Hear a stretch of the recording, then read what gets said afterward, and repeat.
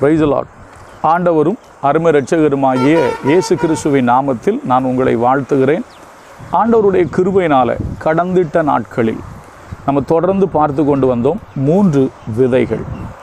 அதே போல் நீங்கள் பார்த்தீங்கன்னா கர்த்தர் போக சொன்ன 3 இடங்கள் அப்படின்னு பார்த்தோம்.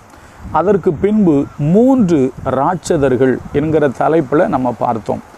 இவர்கள் எல்லாரிடத்திலிருந்தும் நாம் சில காரியங்களை கற்றுக்கொண்டோம். அதுவும் குறிப்பாக நான் உங்களுக்கு போன வாரத்தில் சொல்லும் பொழுது, உங்களுக்கு எதிராக இருக்கிற பிரச்சனைகள், சூழ்நிலைகள் ராட்சதர் போல பெரிதாக இருந்தாலும் உங்களுக்குள்ளும் எனக்குள்ளும் இருக்கிற ஆண்டவர் மூலமாக அவைகளை உங்களை கொண்டும் என்னை கொண்டும் முறியடிக்க தேவன் பண்ணுவார், இல்லைன்னா நம்மளால் அதை முறியடிக்க முடியும் என்கிற தலைப்பில் என்கிற ஒரு கோணத்தோடு நம்ம அதை பார்த்தோம். இந்த வாரத்தில் 3 விதவைகள் என்கிற தலைப்பில் பார்க்க போகிறோம்.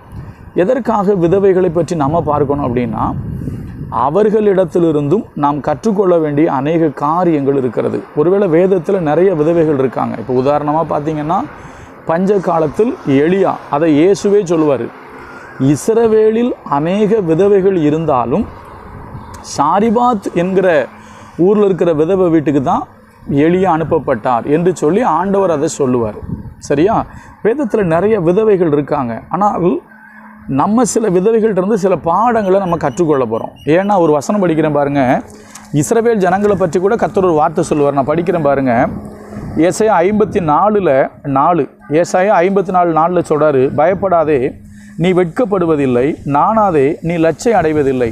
உன் வாலிபத்தின் வெட்கத்தை நீ மறந்து உன் விதவை இருப்பின் நிந்தையை இனி நினையாதிருப்பாய் அப்படின்னு போட்டிருக்கு. ஏன்னா ஆக்சுவலாக விதவை அப்படின்னாலே ரொம்ப கடினமான ஒரு சூழ்நிலைங்க. வாழ்க்கையில் தன்னுடைய கணவனை இழந்து கஷ்டத்தில் இருக்கிறவங்க தான் யார்? விதவை. அதில் இள வயதுள்ள விதவன் இருக்காங்க. நீங்கள் பார்த்தீங்கன்னா பவுல் தன்னுடைய உடன் ஊழியக்காரனாகிய தீமோத்தேயுக்கு எழுதும்போது சொல்லுவார், நீ இந்த விதவைகள் கூட்டத்தில் இளம் விதவையை சேர்க்காத, உத்தம விதவைகளை கனம் பண்ணு, 60 வயதுக்கு மேலே அப்படி சொல்லுவார். அதுக்குலாம் நிறைய காரியங்கள் இருக்குங்க. இப்போ நம்ம கற்றுக்கொள்ள போகிற ஒரு 3 பேர்ட்டிருந்து சில விஷயங்களை நம்ம எடுத்துக்கொள்வோம். நம்ம வாழ்க்கைக்கு நல்ல ஒரு பாடங்களை அவர்கள் மூலம் கற்றுக்கொள்வதற்கு கர்த்தர் நமக்கு உதவி செய்வாராக. சரியா? அதனால் இப்போ இஸ்ரவேல் ஜனங்களை பற்றி பொதுவாக சொல்லும் பொழுதே உன்னுடைய விதவை இருப்பின் நிந்தையை நீ மறந்து அப்படிங்கிறார். இஸ்ரவேல் ஜனங்களை பொதுமைப்படுத்தி அந்த வார்த்தையை சொல்கிறார். அப்போ ஒரு விதவைக்குள்ளே என்ன வழி இருக்குமோ, என்ன வேதனை இருக்குமோ, அதே மாதிரி வேதனைகளை சில நேரங்களில் நாம் அனுபவிக்க நேரிடுகிறது. அது ஆணா பெண்ணாக கூட இருக்கலாம், அனுபவிக்க நேரிடுகிறது. அதனால் கர்த்தர் அந்த வார்த்தையை அவங்களுக்கு சொல்கிறார். இப்போ நம்ம ஒரு 3 விதவைகள், மறுபடியும் சொல்கிறேன், அநேகர் உண்டு. அதில் நமக்கு நாம் மிகவும் புரிந்து கொள்ளக்கூடிய, இல்லைன்னா தெரிந்து கொள்ளக்கூடிய, பின்பற்றக்கூடிய ஒரு 3 பேருடைய வாழ்க்கையை மிக எளிமையாக நான் உங்ககிட்ட பகிர்ந்து கொள்ள விரும்புகிறேன். நம்ம எல்லாருக்கும் நன்கு தெரிந்த ஒரு வேத பகுதி என்னன்னா, இயேசு கிறிஸ்துனுடைய குழந்தை பருவம். இயேசு கிறிஸ்து குழந்தையாக இருக்கும் பொழுது அவரை எருசலேம் தேவாலயத்துக்கு எடுத்துகிட்டு வருவாங்க. அப்படி எருசலேம் தேவாலயத்துக்கு எடுத்துகிட்டு வரும்போது நீங்கள் பார்த்தீங்க அப்படின்னா, சிமியோன் அப்படின்னு ஒரு மனுஷன் இருப்பார். அவர் தான் இயேசு கிறிஸ்துவை தன்னுடைய கைகளில் ஏந்தி அவருக்காக ஸ்தோத்திரம் பண்ணி, இப்பொழுது முது அடியானை சமாதானத்தோடு போக விடுகிறீர் அப்படின்னு சொல்லி அவர் தான் நினச்சிவார், சொல்லுவார்.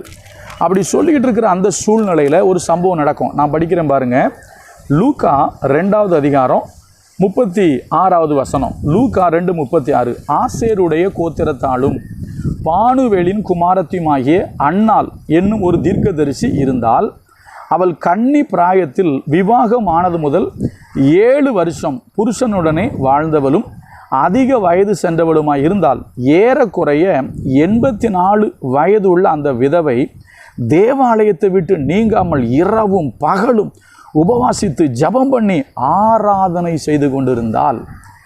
அவளும் அந்நேரத்தில் வந்து நின்று கர்த்தரை புகழ்ந்து எருசலேமிலே மீட்புண்டாக காத்திருந்த யாவருக்கும் அவரை குறித்து பேசினாள். மிக முக்கியமான ஒரு காரியம், சிமியோன் மேலே தேவனுடைய ஆவியானவர் இருந்தார். தேவனுடைய ஆவியின் ஏவுதல்னால தான் அவர் கர்த்தருடைய ஆலயத்துக்கு வந்திருந்தார்.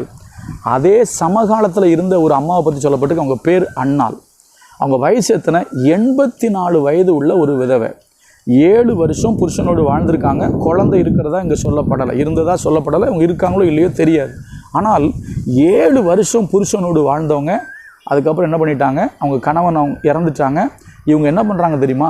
தேவனுடைய ஆலயத்தில் வந்து, இதான் ரொம்ப முக்கியம், 84 வயசு உள்ளவங்க யோசிச்சு பாருங்க, நான் படிக்கிறேன், ஏறக்குறைய 84 வயதுள்ள அந்த விதவை தேவாலயத்தை விட்டு நீங்காமல் இரவும் பகலும் உபவாசித்து ஜெபம் பண்ணி ஆராதனை செய்து கொண்டிருந்தாள். எத்தனை வயசு? 84 வயசு. அப்போ 84 வயசில் கணவன் இல்லை, சரியா? குழந்தைங்களை பற்றி இங்கே சொல்லப்படலை. யாருமே இல்லாத நிலையில் தேவனுடைய ஆலயத்தில் வந்து இரவும் பகலும் தேவனுக்கு ஆராதனை செய்து கர்த்தரை துதிக்கிறாங்க. அப்படி துதிக்கிறதுனால ஒரு மிகப்பெரிய வெளிப்பாடு என்ன தெரியுமா? கிறிஸ்துவை குறித்த வெளிப்பாடு அவங்களுக்கு கிடச்சிருக்கு. எப்படி சிமியோனுக்குள்ள ஒரு வெளிப்பாடு இருந்துச்சோ அதே மாதிரி ஒரு வெளிப்பாடு யாருக்கு இருக்குன்னு கேட்டிங்கன்னா, இந்த அன்னாள் என்கிற இந்த தாயாருக்கு இருக்குது, ஒரு விதவை பெண்மணி. அப்போ நம்ம என்ன கற்றுக்கொள்கிறோம் தெரியுமா? அவங்க இரவும் பகலும் உபவாசம் பண்ணி ஜெபம் பண்ணி தேவனுடைய ஆலயத்தை விட்டு நீங்காமல் இருந்து என்ன பண்ணுறாங்க? ஜெபம் பண்ணுறாங்க. ஒருவேளை நீங்கள் யோசிக்கலாம், அவங்களுக்கு குடும்பம் இல்லைங்க, அதனால் அவங்க சர்ச்சில் உட்காந்து ஜெபம் பண்ணிகிட்டே இருக்காங்க. எங்களுக்கு குடும்பம் இருக்குல்ல. பரவாயில்லைங்க, நம்ம குடும்பம் இருக்குது, இல்லைன்னு சொல்ல. எனக்கும் குடும்பம் இருக்குது, உங்களுக்கும் குடும்பம் இருக்கும். ஆனால் என்ன தெரியுமா செய்யணுங்க? என்ன தான் நமக்கு குடும்பம் இருந்தாலும் தேவனுக்கும் நமக்கு இருக்கிற தொடர்பில், அந்த உறவில் நம்ம குறையக்கூடாது. ஒருவேளை இந்த அம்மா அளவுக்கு நீங்கள் ஜெபம் பண்ணலான்னு பரவாயில்லைங்க, கொஞ்சமாவது ஜெபம் பண்ண வேண்டாமா? காலையில் ஒரு 5 மணிக்காவது எழுந்துச்சு ஆண்டவரை தேட வேண்டாமா? டெய்லி கர்த்தரை தேட வேண்டாமா? டெய்லி வேதத்தை வாசிக்க வேண்டாமா? அவங்க இரவும் பகலும், அவங்க 24 ஹவர்ஸுங்கிற மாதிரி அவங்க அங்கேயே தான் இருக்கிறாங்க. இப்போ நம்மளால் அங்கேயே இருக்க முடியலனாலும் எப்போதும் கர்த்தரை துதித்து கர்த்தருடைய சிந்தையாக இருந்து, நமக்கு உலக பிரகாரமான வேலைகள் இருந்தாலும் நம்ம ஆண்டவரை தேட வேண்டாமா? கொஞ்சம் யோசிச்சு பாருங்கள்.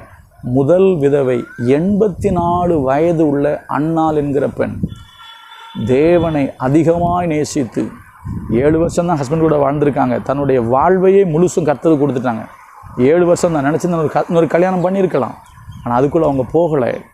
தேவனுக்கென்று தன்னுடைய வாழ்வை முழுவதும் அர்ப்பணித்து இரவும் பகலும் தேவாலயத்தில் அவங்க ஜெபம் பண்ணாங்க. அதனால தான் கிறிஸ்துவை குறித்த வெளிப்பாடு அவங்களுக்கு கிடச்சிச்சு. அங்கே காத்திருக்கிற மக்களுக்கு கிறிஸ்துவை பற்றி அவங்க சொல்கிறாங்க. இது எவ்வளோ பெரிய பாக்கியம்.